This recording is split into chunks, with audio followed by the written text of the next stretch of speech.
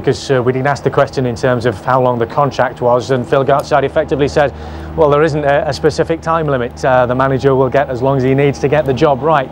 He said he's got a very successful record of never actually having sacked a Bolton boss since he took over as chairman, and it's a record that he wants to keep intact. So it seems that Sammy Lee has as long as he possibly needs in order to get the job done here at the Reebok Stadium. We can take you back around about 40 minutes or so ago now and show you what happened earlier on this morning when Phil Gartside, the chairman of Bolton Wanderers, announced that Sammy Lee is the new manager here at the Reebok Stadium. You know, we were very conscious that stability is a very important part of a football club, and I've yet to find one that hasn't had a manager longer than 5 years that hasn't been successful. So, you know, anybody starts writing about how long he's got and how long he's not got, you can put that into the equation. So it's a question for you of trying to get some continuity, if you like? I think that's what we were conscious of originally. You know, I mean, when Sam Allardyce came here 8 years ago, we had 3 in the backroom staff. We've now got something like 28, and you know, it's a different job. You know, the experience is, if you look to the job now as it was, as it is now compared to what it was 8 years ago, the previous candidate might not have got the job. Can you just take us through the timescale of exactly how things have unfolded over the last few weeks? As I said, Sam made it clear a couple of weeks ago that he wanted to step down for his own reasons, and once it was clear that he wasn't going to be persuaded, then we started to plan. Did you have much of an indication before that Sam might be thinking about the possibility of leaving? Not really. I think you always think that these things could happen, but you don't, and you try and plan as much as you can for it. But you know, he always said to me that he'd retire when he was 55, and he's 55 in 2.5 years' time. So, do you feel let down by that in that sense? I'm surprised. Not you can't say let down, because Sam leaves a legacy here that you couldn't have predicted 8 years ago, and it's, you know, he's done an absolutely fantastic job. He's led a team of people and helped build an infrastructure that is envied by a lot of people, and you know, I'll you know, be proud of that fact that I've sat at the side of Sam Allardyce to get there. But you move on. I won't feel let down in any shape or form. How did you feel inside when Sam Allardyce actually came to you and said, knowing what sort of a relationship you've got with Sam, it's time for me to go? You're going to be disappointed, but at the end of the day, I'm excited about sitting next to this gentleman, and that's what today's all about. What does Sammy bring to the club then in terms of his management skills, do you think?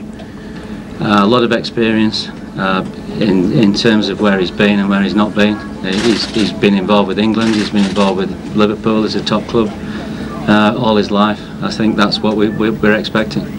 Sammy? Fraser, I thought it was particularly interesting when you asked Phil Gartside if he thought Sam Allardyce had another job to go to, and he said he hasn't, with a wry smile almost on his face. Tell us what he had to say when you asked him about funds. Firstly, whether they were made available for Sam, and secondly, whether they will be made available for Sammy Lee.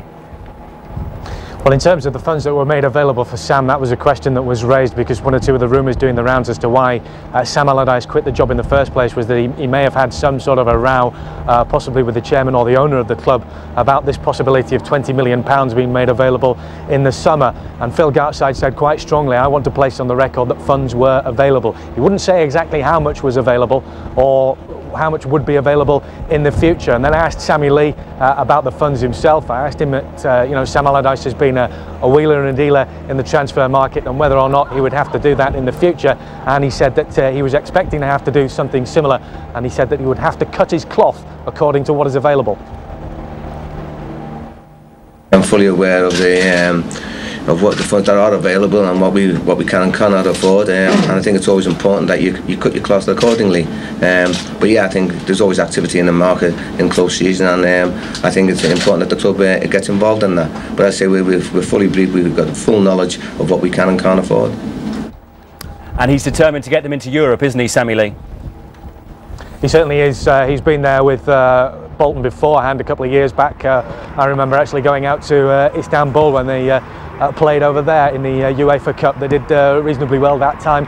This last season, of course, didn't quite make it, but standing in 5th in the Premiership at the moment, they've got a very, very strong chance of getting there again. And when you consider that this will be the second time in 3 years that a club like Bolton, with its limited finances, has managed to get into a prestigious European competition such as the UEFA Cup, it's no mean achievement, and that's a real testament to the amount of hard work that Sam Allardyce has put in here at Bolton Wanderers. In his 8 years that he's been here, he said that he's put in 7 years in terms of strategic planning, and there are still 1 or 2 people who are very, very surprised at the fact that Sam Allardyce, on the verge of further success for Bolton, has decided that now is the time to take a break. But we heard from Sam himself earlier on saying that, if you like, he's going to do a bit of an Alan Kirbishley. He's going to take some time out, but there are a lot of people saying that it won't be long before we see Sam Allardyce back in a management position in the Premiership again before too long.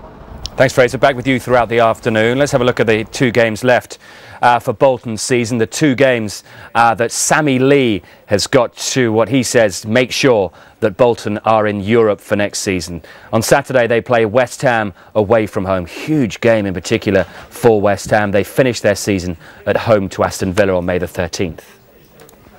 Well, Allardyce says he needs a break from football, and that was why he resigned. He revealed he'd like to have stayed on until the end of the season, but it was best for the club that he left, with immediate effect.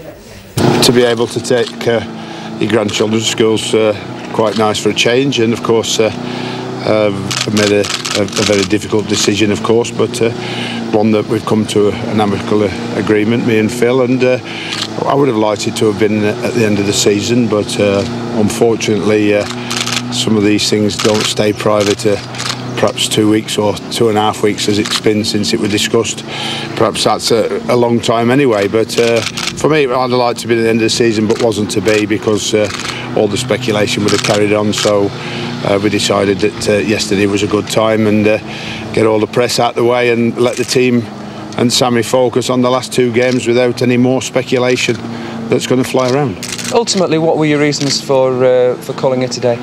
Well, it's time for Sam Allardyce for taking a break, you know what I mean? I have to make big decisions in everyday life as a manager. I've made one of the biggest decisions I've ever made, and once I've made it, I stick to it, and I've always been like that. I've always been my own man, and I've made those feelings with Phil clear over long discussions, who fought extremely hard to try and keep me, but I'd already made that decision. I nearly did it last year, to be fair.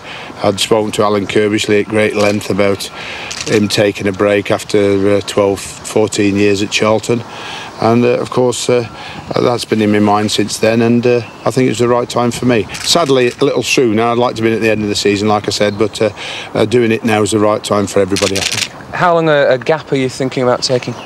No idea whatsoever. I haven't even thought about it. Just about getting away, having a good holiday. Hope the weather's good in Spain, and getting a bit of a tan.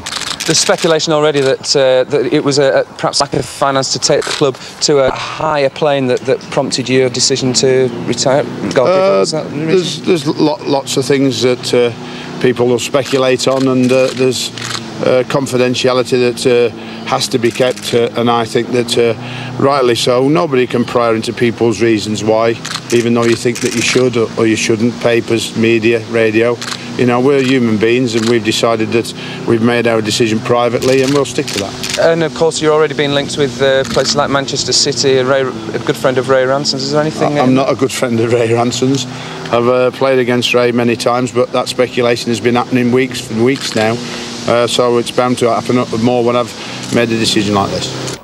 Sam Allardyce speaking exclusively to Mark Dexter there, off to Spain. If he's going to Valencia, we can tell him he was wondering about the weather, as we saw from Kelly Dalglish. It is fantastic. We'll be hearing from 2 other Premiership managers shortly, Jose Mourinho and Rafael Benitez, ahead of tomorrow's Champions League semi-final. We'll bring you the team news for the second leg.